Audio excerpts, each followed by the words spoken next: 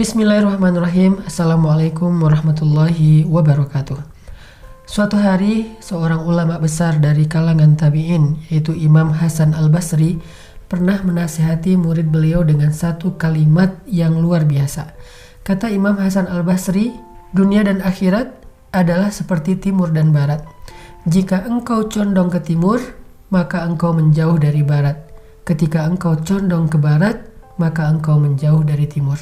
Apa maksud dari kalimat sederhana ini tetapi yang cukup dalam maknanya? Menurut Imam Hasan al-Basri, hati kita itu tidak mungkin condong kepada dunia dan akhirat sekaligus. Hati kita tidak mungkin condong kepada dunia dan akhirat sekaligus. Kenapa? Karena dunia dan akhirat itu adalah seperti dua arah yang berlawanan. Dalam urusan hati, bukan dalam urusan zahir. Karena dalam urusan zahir, kita bisa meraih akhirat dan dunia sekaligus. Seperti orang yang bersedekah, dia bisa mendapatkan pahala di dunia dan bisa mendapatkan pahala di akhirat. Pahala di dunia, hartanya bertambah. Pahala di akhirat, Allah akan masukkan dia ke dalam surga. Itu dalam urusan zahir.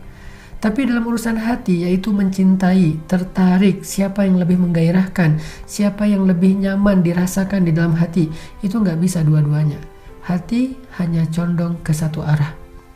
Dan dunia akhirat letaknya berlawanan di dua arah yang berbeda.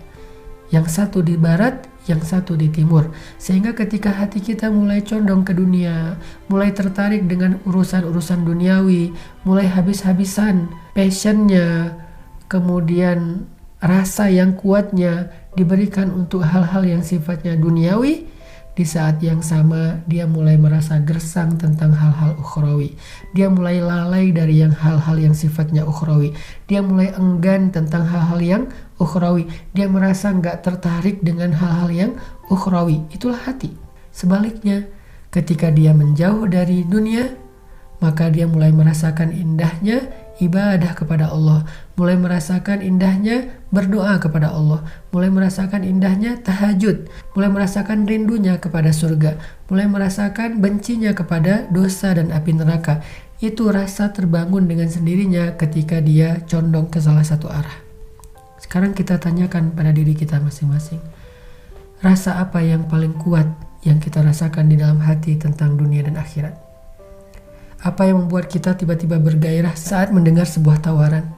Ada orang yang menawarkan, maukah engkau aku tawarkan satu perniagaan yang kamu keuntungannya sekian?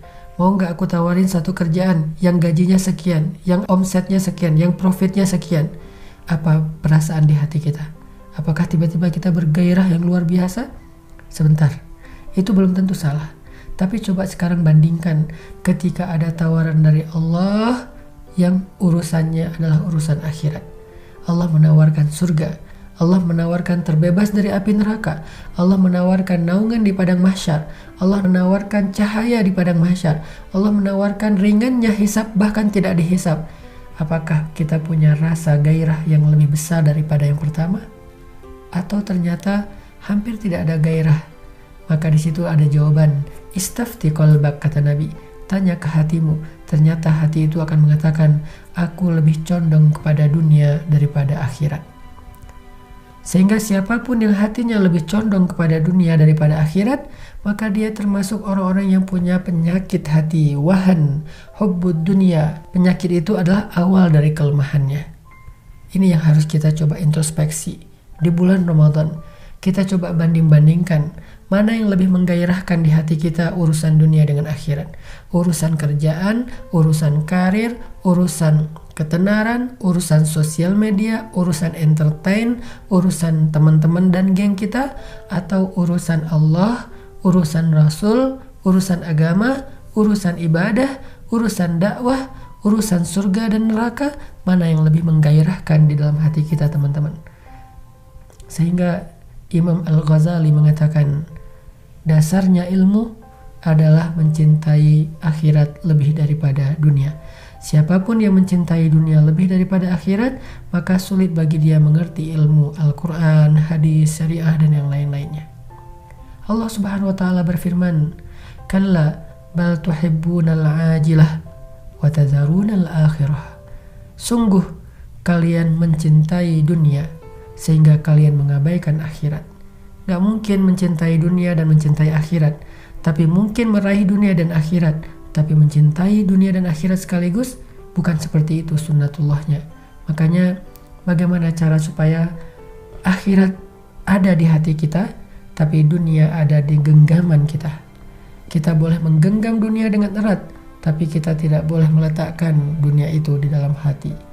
Walaupun 1 rupiah kita letakkan dunia di dalam hati, maka itu akan menjadi penyebab dari kelemahan dan masalah hidup kita.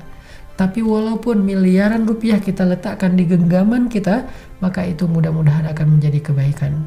Permasalahannya adalah dunia itu di genggaman atau di hati. Barakallahu fikum.